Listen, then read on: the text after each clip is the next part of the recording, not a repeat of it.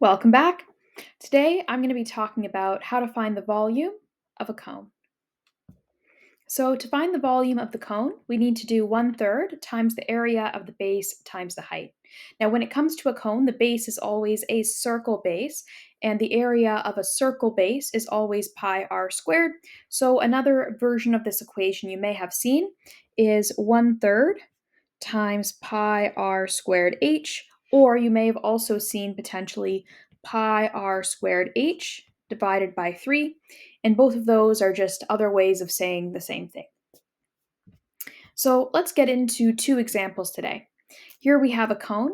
The volume of this cone, as all cones, would be pi r squared h divided by 3.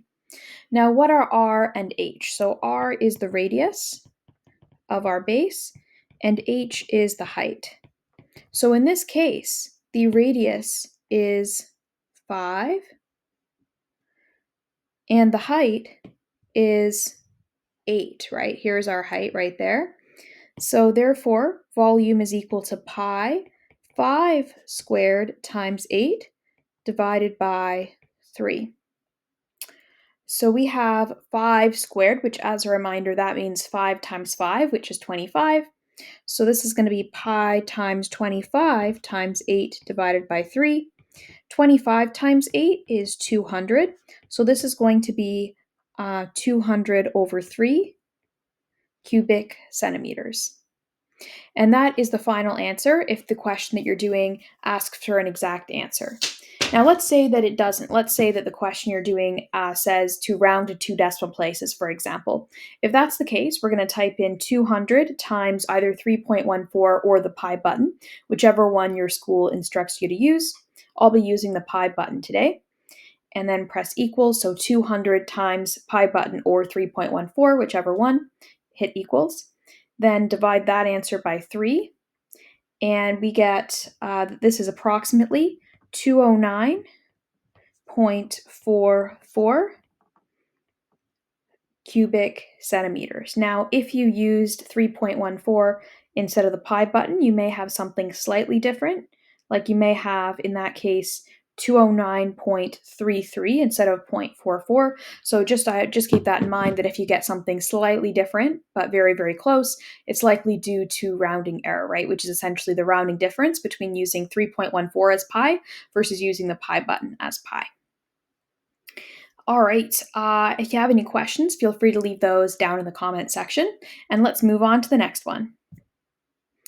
All right, so here once again we have a cone. So once again, the volume would be equal to pi r cubed h, or sorry, pi r squared h divided by 3.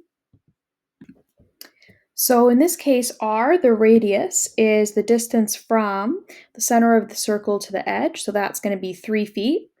And then the height is the distance from that middle all the way up to the end of the cone, so that's going to be 7.